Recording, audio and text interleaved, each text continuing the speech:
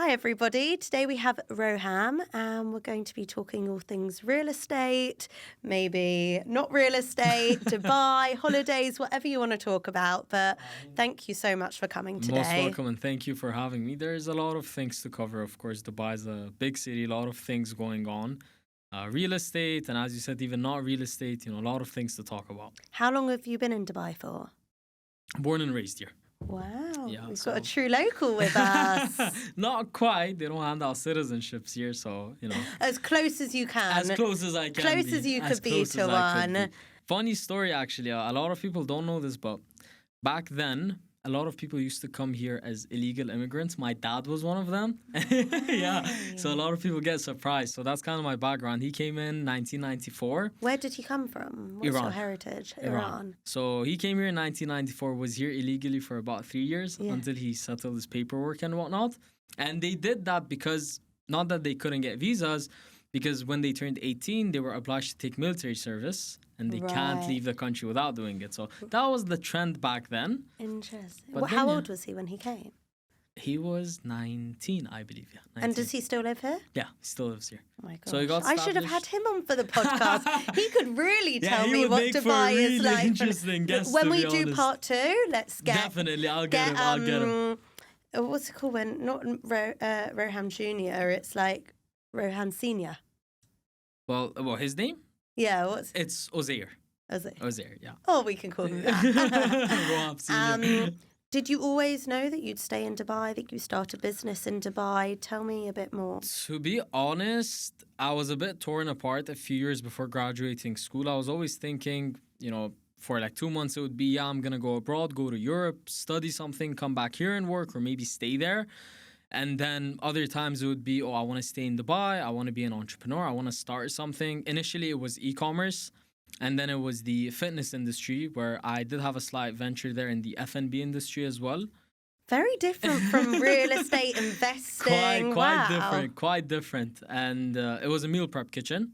Worked quite well, but it was linked to a gym. And that gym wasn't doing so well financially. So, when I realized that, I just sold my shares of it back to the owner that I was partners with. Wasn't doing anything for about a month. And then someone told me about real estate. I'm like, let's see what it's about. And then I slowly got into it. You know what? It's so interesting. The amount of stories I heard where it's like, it's never plain sailing. There's always like, I was broke. I had no job. No. I was doing, I was an ice skater and now I'm doing this. And it's just funny that it just shows that anyone can get into real estate if they put the work in. Definitely, for sure. I mean, the thing is, a lot of people really look at it, unfortunately, as a get-rich-quick scheme because they see all these flashy things on social media. And it's true, you might get that one lead, maybe through a network, maybe through social media. That's going to change your life and put a lot of money into your pockets, but then that's not really the case, right? So a lot of people see the glam, but they don't see the work behind it before getting into the industry. And I think you could say that. It's not just about real estate, but the whole of Dubai. To be honest, yeah, it is. A lot of people think the moment they land in Dubai, not the first, not the second, the third person they meet is going to invest in them or buy something from them. And it's not really the case. There's a lot of competition here, which means that you're really going to get tested in whatever industry you're in. Yeah. And I guess then that, goes for developers. Obviously, there are a lot of developers. How do you kind of decide which developers you want to work with or, that you would recommend to people? Are there like certain things that you look for in a developer? I mean, the to-go developers for every real estate agent is the government developers because they're always a quote-unquote safe bet. But then when you look at private developers, it could really be a hit or a miss. Now, sometimes new developers come into the market, but there's a few things that you can use to gauge it. One of the most important ones is that have they developed in other countries and do they have a track record in other countries? I think that's a very reliable source of information to look into because some developers are new here, but they aren't new in other parts of the world. It could be the same with maybe Emar going to a different country. There would be some speculation in that country, but then when you look at their history over here, they're like, Emar is great. Like how we started. So we were in the UK for 10 years and now we're here.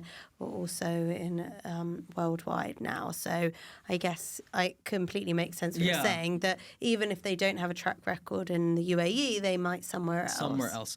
given maybe that they do not have a track record previously in development, usually the founders do come from a real estate background. So it's not a red flag for you if they I don't think so, because initially every developer was a new developer, right?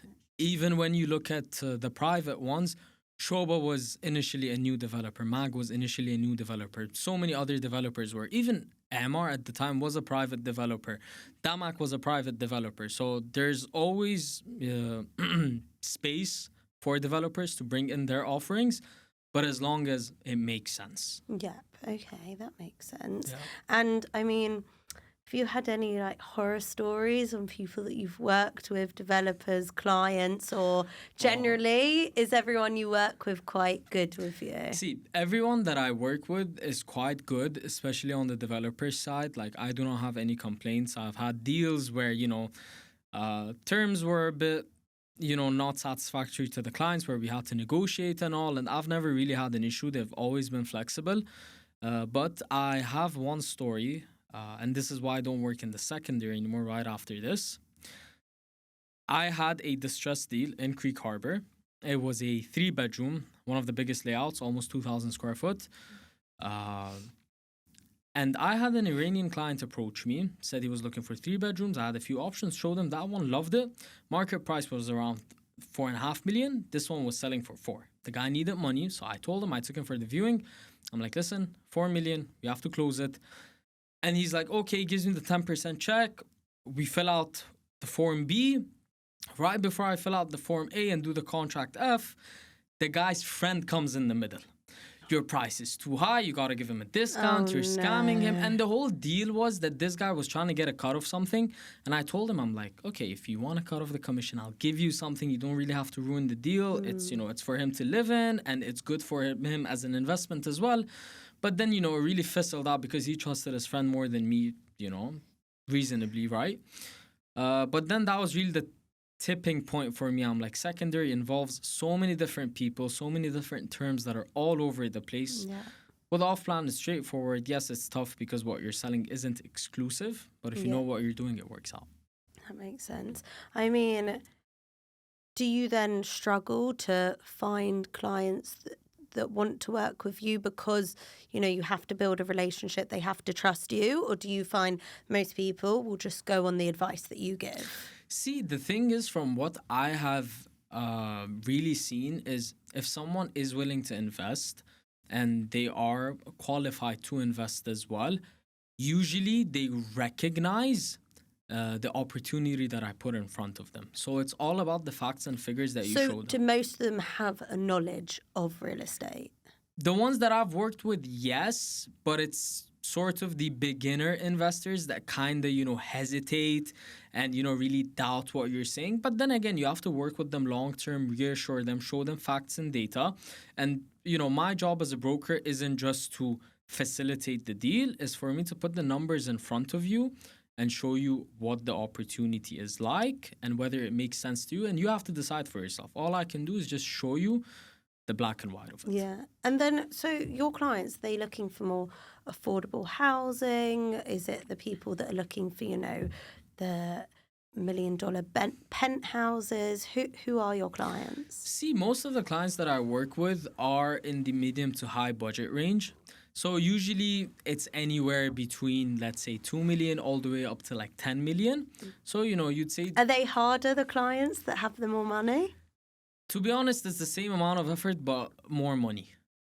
Especially with high-ticket clients, they're usually more experienced investors. They know what they want. And if, as an agent, you're good at your job and you're good at listening and identifying what they want, and you present the right options, most of the time they're going to go through with the sale without giving you a headache. Whereas the lower ticket ones, can you get me a 2% discount? Can you give me a kickback? And, all of this hassle as well.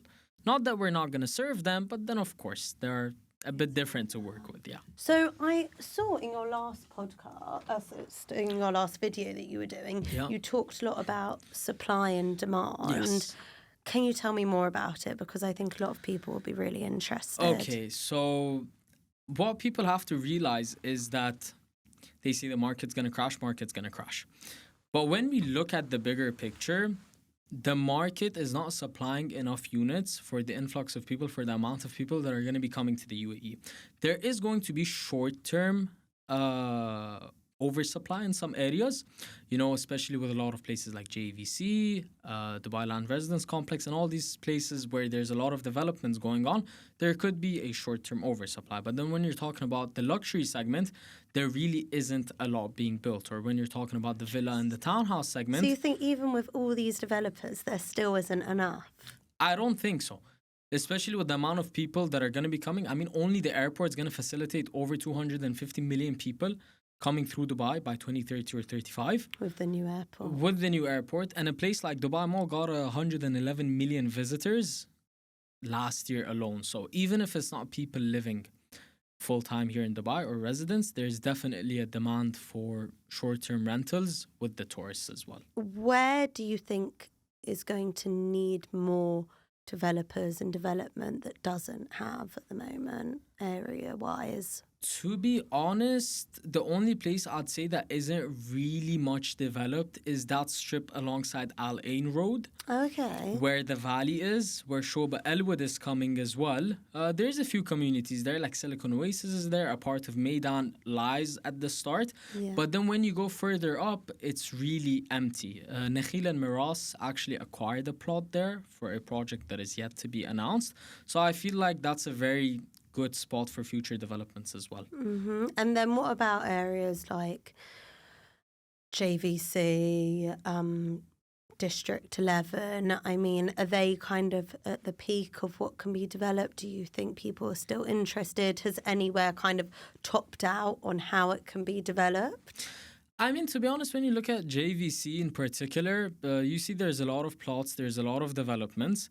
As I said, in the next 3 years, the supply there is going to double. So there's almost about 18,000 units, 20,000 units. I don't quite remember, but whatever it is, in the next 3 years, we're going to have double the supply. So whatever that was built in the past 15 years in JVC, we're going to get that much and even more handed over within the next 3 years. So of course, it's going to affect the market, but it depends. If you sell at the wrong time, you're going to be in a net loss. But if you go through that phase of oversupply and hold out like the smart investors do, then as I said, the property supply just isn't enough, even leading up until 2040. So you are going to make a net profit. It's just a bit of a longer hold.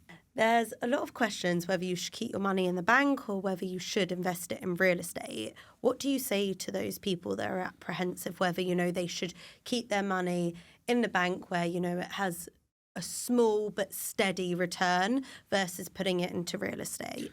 I don't think anyone really keeps their money in the bank for the returns. I think they keep it there for access because at the end of the day, it's liquid. If you ever need it, you can easily access it. Now, if you have good cash flow coming in and you buy a property and you put it out for rent and you get some more cash flow over there and you don't really think that you're going to be in for a situation where an emergency funding is going to be needed and your cash flow is adequate enough, buying a property is the smart choice.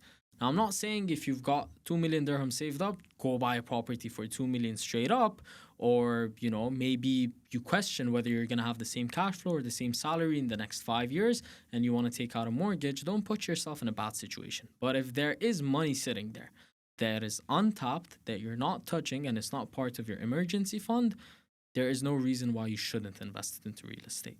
Oh, fair enough. Yeah. So if you were kind of giving somebody a 30-second pitch on why to buy in Dubai, what would you say to them? Well, number one, depends. Are they an investor? Counting? 1, 2. No, joking. Are they an investor or are they going to be an end user? Both. Okay, so let's assume it's an investor. Number one, it's a safe haven. No other country, no other really authority can see what you own in Dubai, officially speaking. So a lot of people looking to, hide away some of their money, doesn't have to be for illegal reasons. People from third world countries with really bad governments, so they could be interested in coming here. So my pitch for an investor would kind of be like, listen, you can put your money here safely. There's always demand. Everyone from the world is coming here. You're not going to be getting taxed. Everything is protected by escrow. And at the end of the day, it's the closest market to being compared to kind of like liquid funds. So if you have in Dubai, you could essentially sell within the same day. You put it at the right price, you want to liquidate it, you can. A lot of other markets where it's mortgage to mortgage transactions, you really cannot. So if you're looking for fast transactions, fast capital appreciation, good ROI, and somewhere to keep your money safe, then Dubai is the place to look, honestly. If it was for an end user, then it's very simple. It's getting much more family oriented here. A lot of parks are coming in. There's more communities being built. There's more focus on family living. There's actually exclusive areas and beaches within Dubai or even desert camping sites that are family access only. Exactly. A lot of people don't know this. Safety is amazing. Your kids can play out on the streets for as long as they want. You're not concerned about who's going to approach your kids, who's going to say something to your kids or harm your kids.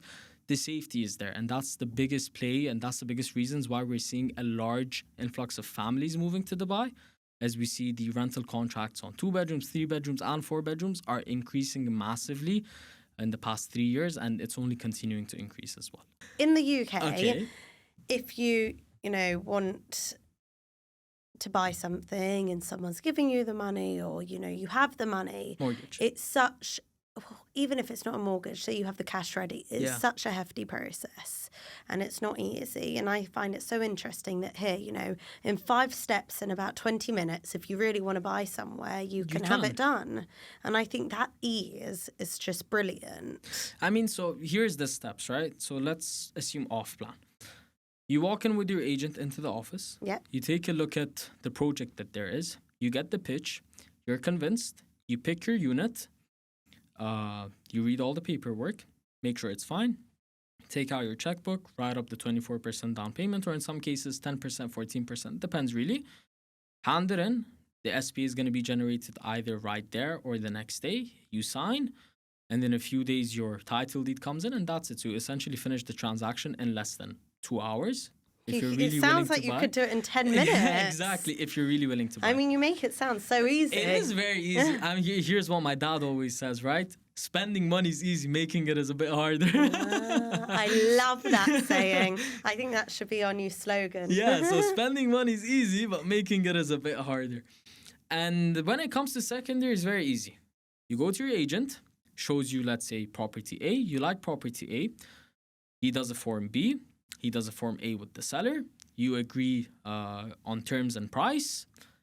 Take the number from both forms, create a contract F where there's the non-negotiables there. Now you're locked in the deal. Whoever backs out has to give 10% to the other party, which usually doesn't happen. You pick a date for the transfer. Let's say the form F is signed today and you guys want to go for the transfer tomorrow. Walk into the transfer office, put all the paperwork down, present the manager's check, and done. That's it. You'll get your title deed the same second. So essentially in a day, or maybe even less, depending on the timing that everything's being done. Sounds easier than ordering from Kareem, honestly. It really is. It really is. You talked about people backing out. How often does it happen and why does it happen? Well, usually sellers back out more. And this is why I say secondary is always a bit of a hassle, right? Because no one really stays true to their words. Why? And it happens in mortgage deals a lot. So let's say the seller agreed to sell his property for 2 million based on the buyer paying from a mortgage or through the bank. So what happens is the Form F gets signed, but then it takes round and about a month for the valuation and for the loan to be released, and then the price hikes up by like 100 or 200,000, and then the seller thinks to himself like, oh, like I can get more. So is it that easy in a month for prices to change so dramatically? I mean, especially in communities where not everything is fully handed over, it is possible. Wow. For the prices to hike, or maybe there's a recent transaction on a similar unit to his that went for 2.2. So he's like, oh, this is a new all-time high for my unit, so I could also sell it at this price because it's a similar unit as well. They try to back out. They can't because the clause is written. That's if it was put there by the agent and it was agreed by both parties that whoever backs out has to pay 10% of the total value. So it really doesn't make sense to do that at that point. Things like sustainability is being talked about the whole time at the moment. How much does it influence your investors' decisions and your decisions? Is it like the number one factor? Is it just one part of it? I mean, to be honest, they always talk about sustainability or how the community is sustainable and whatnot. I think investors only really care if it brings down the bills. That's Okay. especially if they're living in it, or it brings down the service charges because, if it's kind of half sustainable and it has solar and, it's using recycled or reusable water, whatever they call it, it kind of brings down their costs, then yeah, they're all Then in it's a for it. selling point. Exactly. Then it's a selling point. But then in terms of when you sit there and you think about, oh, how much is this going to benefit the environment? I feel like it's very negligible compared to everything else that's polluting it. So Right. it's not really on top of my list, and I feel guilty for saying this, but then, it's just how it is. Yeah. Have you ever had a client that has said to you, I want something fully sustainable? Never. Or not yet? Never. Not yet. No, not yet. And I believe cash is king. So everyone's going to look past whatever there is as long as they think they're going to make money. Fair enough. Is there kind of one thing that you found people have this kind of vision of investing in Dubai or opinion about investing in Dubai that you've been able to completely say, actually, that's not true? A lot of people like to sit there and say that Dubai is a bubble. Now, the way that this was explained to me, actually by a previous manager of mine, James, if you're watching this, he told me that a lot of people sit there and say it's a bubble. And then he asked us, like, what is a bubble? And we sat there and we were like, oh, when when the demand doesn't meet supply. He's like, no, that's when the whole economy kind of goes in a recession. And he's like, you have to realize that real estate only makes up for 7% of Dubai's GDP. So unless every other sector, money-making sector in Dubai is suffering, only then are we in a bubble. Interesting. So as long as demand is up for real estate and every other really industry in Dubai is booming, there is nothing such as a bubble that can occur because money is flowing in. Only 7% of people, or I would say maybe less than 5% of people's income solely relies on real estate investment. So I guess that's quite a reassurance to your clients, Exactly. knowing that, it isn't everything. It plays a big part of it, but Dubai can, still run. It can sustain itself very well. It can sustain itself very well. And again, at the end of the day, housing is the number one necessity. A lot of people say that, but a lot of people who come into Dubai are, workers on low salaries. It's not like they can afford a 1-bedroom or a 2-bedroom by themselves. And I say, yeah, they technically can't, but the people who can are going to move out of the older buildings, move into the newer ones, and then those buildings that were once family-oriented are going to be repurposed for, bachelors who are living. Right. Makes sense. So there's always going to be a cycle. So it's not going to waste. Never. Okay, interesting. In terms of kind of regrets, have you ever had, a really good deal slip through your fingers or, looked back and thought, oh, I wish I had done this, or I wish I had, advised my client on this, or not yet? Well, I mean, there is always that feeling of I could have done this different, I could have said that differently. But then I don't really sit back there and think that, oh, why didn't I do this? I should have done that. I sit there and I think of it more like, okay, if I didn't go through this experience, I wouldn't learn that I should or shouldn't do this the next time I encounter a similar situation. So it's more of like, okay, that was a good lesson that I had to learn versus, why didn't I do this or why didn't I do that? Yes, I think about it. Is there any regrets behind it? No. Do I think of it more as a lesson? Yeah, I do. Do you ever feel like you started too late and that you jumped on the bandwagon too late, or you think there's always going to be more people that want to invest, more people that like to hear your advice and your views? I mean, I started as early as I could, so maybe I didn't tell you this. I don't think I did. So bit of a backstory. I started in the fitness industry at 17, opened up that business at 18, sold it back to my partner at 19, and at 19 I started real estate, and I'm turning 21 in a few months. So not a lot of people know that. So I started as early as I could. No, you wouldn't know. That's amazing. Yeah, so I started as early as I could. Usually I don't put my age out there because I feel like a lot of the older investors kind of have this negative stigma around, oh, he's young, what does he know, right? I think you're one of the best people. You've always been here. you're up to date with market trends. I mean, what else could you want? I mean, the thing is, each to their own. I've worked with investors who loved that I was, young and I know so much and I try to work with as much data and knowledge as possible. And then, there were some who kind of doubted me. I mean, I guess to be honest, no investor really doubted me because whatever I said was just me spreading the message. Yeah. It wasn't me saying anything of my own. But the one person who put this idea into my head that you're too young, you have to give it time, it's fine even if you go like a few years without selling, was the owner of the first agency I went to.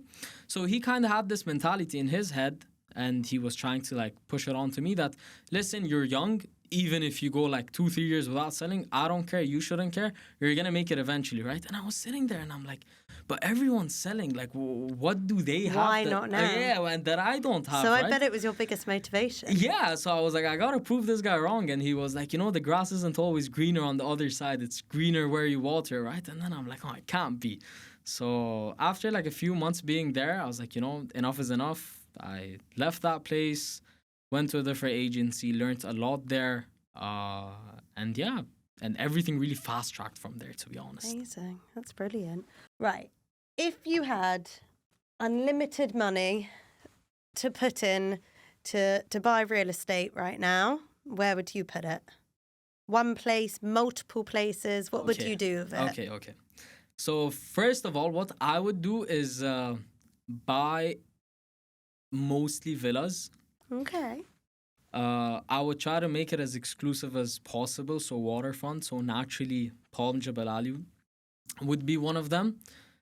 I would also invest in Amar's Oasis. It's really the only concept that's really comparable to somewhere like Emirates Living or Emirates Hills in terms of the mansions, and even the price point is way more attractive. So I feel like it has a lot of room actually for growth. In terms of apartments, I would definitely go for Creek Harbor, Rashid Yachts and Marina as well. Both of them by the water. Creek is coming out with a completely new mashup of concepts between downtown and Marina, two very successful developments of their own.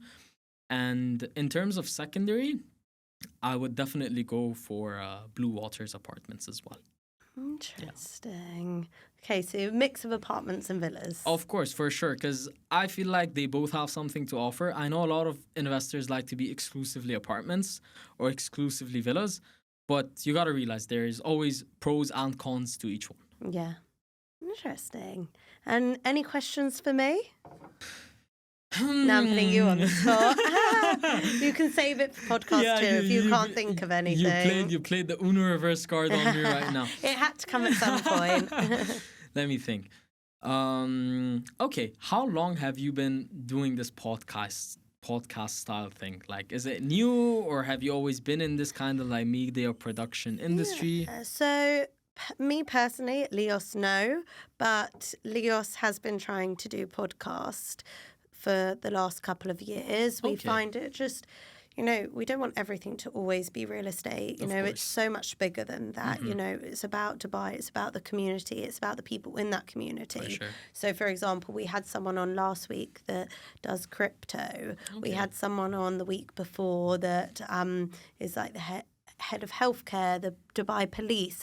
And we find that, Dubai gives so much and we've got to give back. Yeah. And even if that's, through podcasts where we're educating people, it's just one way to do it.